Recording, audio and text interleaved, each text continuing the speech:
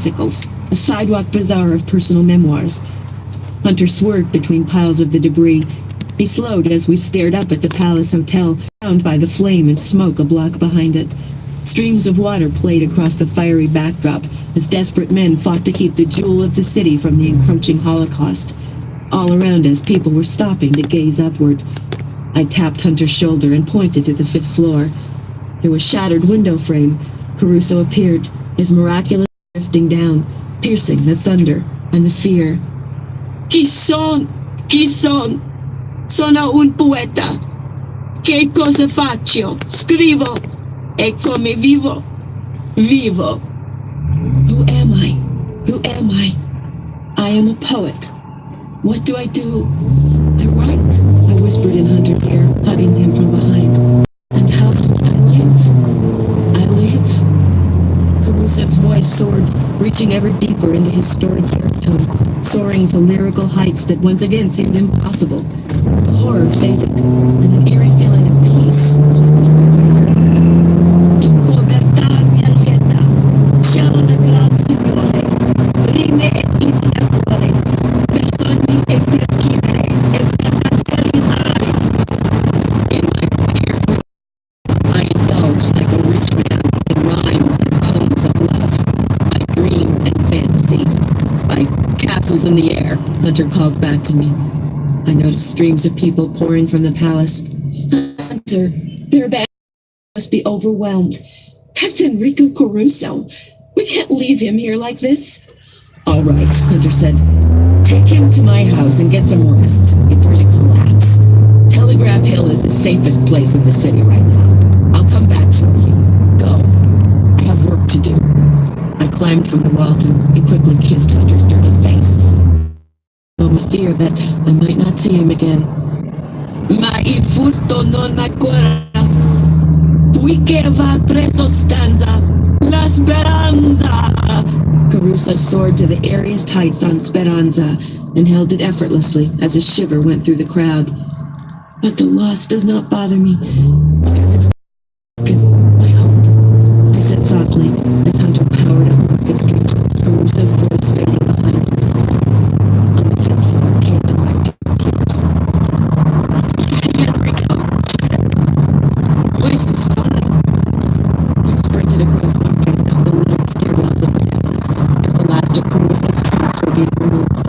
Exhausted by the effort, I burst into his room, almost butting heads with him. Enrico! I called. You must come with me, please. Annalisa, where must we go? My fiancé has a house on top of Telegraph Hill, where he shall be safe. It is too difficult to leave the city now. Caruso looked at her and said, they are not going to plead. No, Birch replied. I must look after the others. Oh, Enrico, take care. I will be relieved to know that you are safe. If you see my father, Caitlin said to Hertz, please tell him where I am. Telegraph him. I will tell him. Now go. All of you. Halfway down the hall, we passed a soot-covered Alexander Sharon as he hurried from the roof. Mr. Sharon, Caitlin called. Have you seen Mr. Barrymore? He was still in my room when I left. Oh, God, he said. Sharon banged through the fire door. After running frantically down 3 flights of stairs, he burst into Caitlin's room. Barrymore had just begun to stir. Ah! Mr. Sharon, Barrymore inquired through his fog. Is it me, or is it warm in here? A mile east, in the cavernous interior of the Mechanics' Pavilion, Christian and Carlo used a blanket to carry an old woman, her broken arm still unset, toward the street. Save me, dear God! Somebody please save me! She begged, her cries lost in the nightmarish dirge of moans and shrieks from 1,000 other victims. In the rafters overhead, papier-mâché masks, remnants of the previous night's Mardi Gras, twisted in the sinister red glow streaming through the windows, adding a Luciferian quality to the already grisly scene. Christian stared at Carlo, who had been mumbling periodically since Max was killed. They struggled toward the exit, stepping over bodies, bumping into desperate rescuers. On the sidewalk outside, Francis and Patrick hog-tied a sandy-haired young man who had gone mad, trampling the wounded and flailing at anyone who got in his way. Carlo and Christian spotted a bakery truck on Grove Street and outran the other rescuers to secure a place for the wounded woman. Within seconds, a dozen more injured were piled around her. A few feet away, two soldiers carried the body of a teenage boy who had succumbed to head injuries. He was covered with red dust and particles of brick, the obvious result of a wall falling on him. They placed him in the gutter. No sooner had they released him than several more bodies were piled atop, like cordwood. The wagons were only for the living. Christian seized Carlo's arm and pulled him through the jostling crowd to Francis and Patrick. A motorcycle roared toward them. "Where you been, Hunter?" Francis asked. "We need all the hands we can get." "I took Chief Sullivan's disaster plan to Mayor Schmitz to try to stop the dynamiting." This ends Disc 8.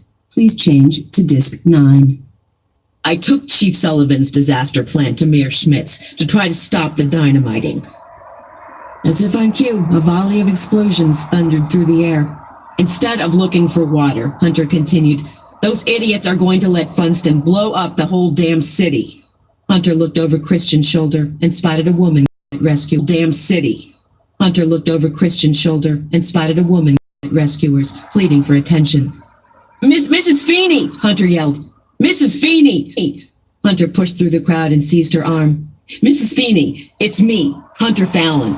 Inspector Fallon's son, remember?" "They killed him. They killed him," she babbled repeatedly. "They blew up our house. They killed him," she babbled repeatedly. "They blew up our house. They just blew it up. He went back for his papers and they blew it up with him inside." She sobbed and her knees buckled. Hunter caught her as Christian, Francis, and Patrick ran to them. "Who killed him?" Hunter caught her as Christian, Francis, and Patrick ran to them. "Who killed him?" Hunter pleaded. "Mrs. Feeney, listen, please. If someone killed him, you have to tell us. Who killed Mr. Feeney?" "I don't know," she gasped. "They had badges, but they were policemen. They were hoodlums. They had badges, but they were policemen. They were hoodlums." "Mrs. Feeney," Francis implored, "you have to help us. What do they look like?" A scar on his face. Tall. Another man, bald. Tattoos all over." Francis spotted an automobile approaching the curb. He and Hunter grabbed Mrs. Feeney and carried her through the crowd. "Mr. Howard! Mr. Howard!" Francis yelled to a passing car. Charles Howard, owner of the fledgling automobile dealership on Van Ness, slammed his Buick. Charles Howard, owner of the fledgling automobile dealership on Van Ness, slammed his Buick to a halt. "Mr. Howard," Francis said, as they lifted her onto the seat next to him. "This is Mrs. Feeney, the wife of the federal prosecutor. You must get her to the Presidio. Take her to the duty officer. Tell him she is to stay in his Presidio. Take her to the duty officer. Tell him she is to stay in his protective custody. Do you understand me?" Soldiers and volunteers loaded more wounded into the Buick's back seat. "I'm going there anyway," Howard called over the fire's roar. "Been ferrying people to Army General Hospital. Only one fire's roar. Been ferrying people to Army General Hospital. Only one still roar. Been ferrying people to Army General Hospital. Only one still working." He offered a half-hearted salute and drove off. We got a war on our hands," Francis said. "Scarface and Dombrowski. The war on our hands," Francis said. "Scarface and Dombrowski, the tattooed gorilla. We put him away for beating one of Kelly's whores to death. Bastard. Kelly promoted him to replace the whale." "Old Feeney," Hunter added. "They're using this chaos to go after their enemies. They'll go after Spreckles, Older, every damn one of us." Francis examined the victims being carried to the sidewalk. Above the carnage, you could see towering St. Ignatius, where he'd been baptized and married, now being devoured by flames. The embers drifted onto the roof of the mechanics' pavilion. "We can't let them be killing people," Francis said. "Hunter, you go get Annalisa, she's in danger. My guess is they'll go after Spreckles next.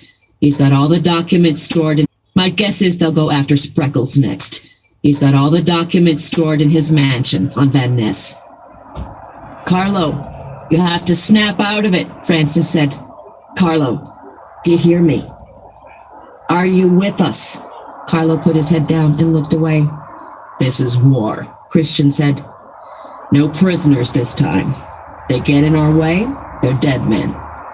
A mile north on flooded Van Ness, a soot-covered Ford zigzagged between columns of rifle-wielding troops and made a sharp turn onto Sacramento. It swerved into the driveway of the corner mansion and stopped near the stables. A frantic Rudolph Spreckles jumped out and ran inside, his face a mask of worry. He bounded up the winding staircase to the second floor and slipped into the bedroom where Mrs. Flaherty, the plump Irish housekeeper, attended to his wife. He sat on the edge of the bed and pressed Eleanor's hands as her breath came in quick, short gasps. I tried to telephone the midwife, Mr. Spreckles, but none of the bloody things was working. Ain't a doctor in the city not tending the wounded and dying somewheres. I know, Spreckles said. It's just the three of us. It'll be the four of us in a few minutes here. Eleanor smiled, her face covered in sweat. This baby's not waiting for anyone. Spreckles placed his hand on her belly and felt the child move. Through the window he could see City Hall burning a mile away, the peak of the fire waving in his direction. He was jarred by pounding and shouts of "Open up!" coming from his front door. Stay with her, Mrs. Flaherty. He ran down the wide stairway and jerked open the front door. A tall man with a scar on his face and a bat in his left hand stared.